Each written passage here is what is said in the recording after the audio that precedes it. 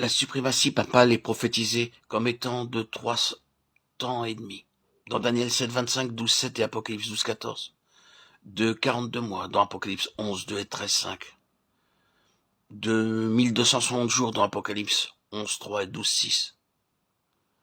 La mesure biblique pour les périodes prophétiques dit que 1 jour égale 1 an. Ézéchiel 44, 6.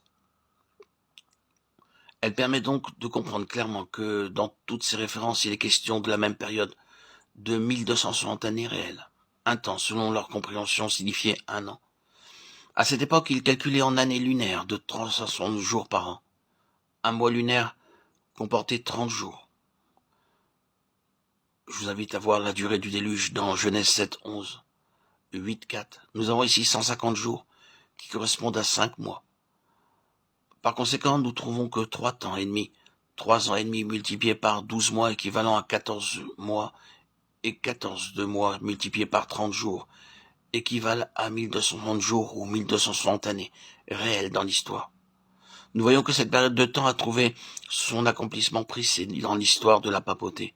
Nous constatons effectivement que dans l'histoire de la papauté se réalisent les prophéties précisément datées.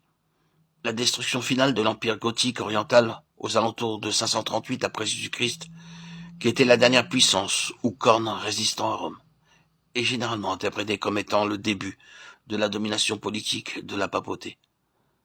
Quand nous commençons à compter 1260 ans à partir de cette période de l'histoire, nous arrivons à l'année 1798, après Jésus-Christ. C'est précisément durant cette année-là que le pape Pie VI fut emprisonné sous le commandement du général Berthier. Le pape Pie VI mourut en prison. La prophétie suivante était accomplie. Si quelqu'un m'aime en captivité, il ira en captivité. Apocalypse 13, 10. Jamais depuis cette date la papauté n'a exercé de nouveau une suprématie, une influence aussi claire. Une constitution démocratique fut établie et Rome devint une république. Son pouvoir politique prit fin exactement après 1260, comme la prophétie l'avait prédit. Dans Apocalypse 13, 1, 10, l'histoire du pouvoir papal est brièvement rapportée comment il a surgi de l'Empire romain païen et comment à la fin il a reçu une blessure mortelle.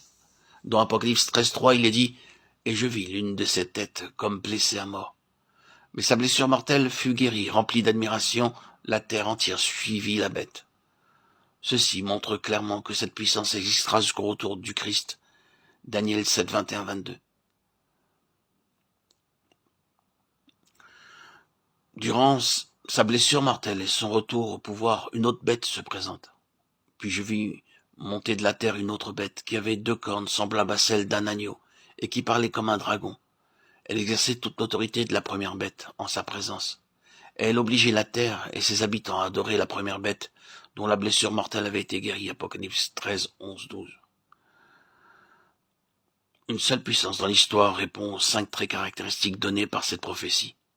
Les États-Unis d'Amérique, qui se sont constitués au cours des années 1563-1800.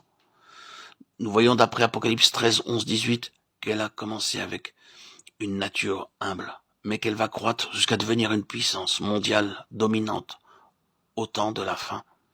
Il est prédit que l'Amérique fera une image de la bête qui obligera l'humanité à adorer la bête dont la blessure avait été guérie.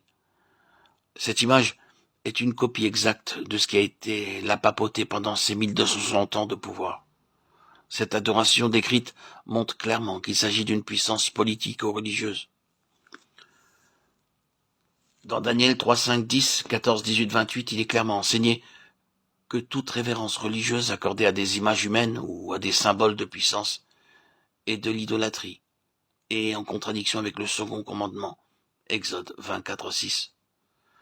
Le dimanche est un signe de puissance, un signe de l'autorité papale, à instaurer ses propres lois. La prophétie révèle que l'Amérique imposera l'observation du dimanche, la marque de la bête, en faisant une image. Cette image n'est rien d'autre que le protestantisme à l'apostat, une union œcuménique des églises qui s'unira au gouvernement pour imposer des lois religieuses. Le monde entier obéira à la loi de sanctification du dimanche.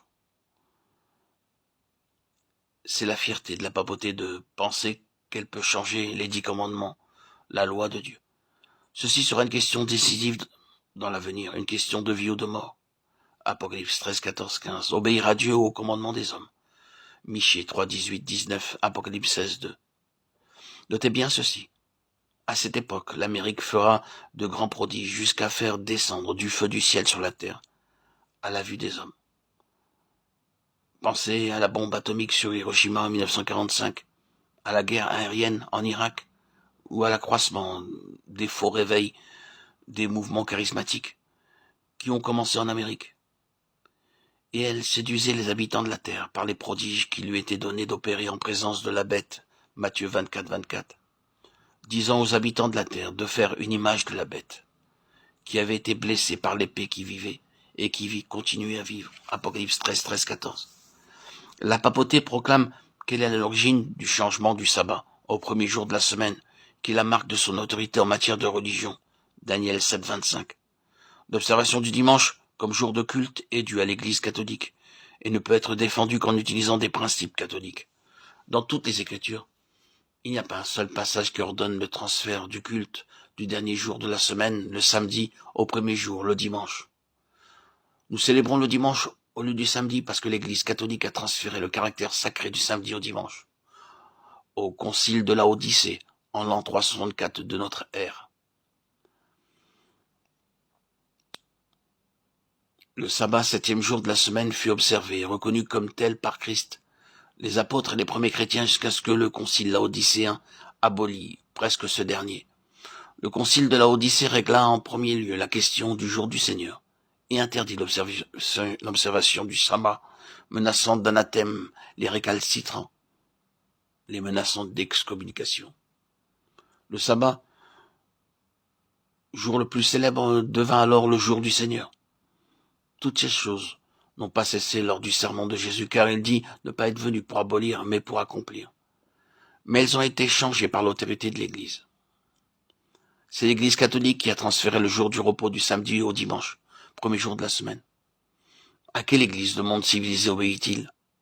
Les protestants reconnaissent le grand respect dû à la Bible, et pourtant, en célébrant le dimanche, ils reconnaissent l'autorité de l'Église catholique. La Bible dit « Souviens-toi du jour du sabbat, pour le sanctifier ». Mais l'Église catholique dit « Non, observe le premier jour de la semaine comme saint », et le monde entier lui obéit. L'Église catholique revendique bien sûr que le changement du sabbat au dimanche a été fait par elle, et cet acte est la marque de son autorité ecclésiastique dans les affaires religieuses.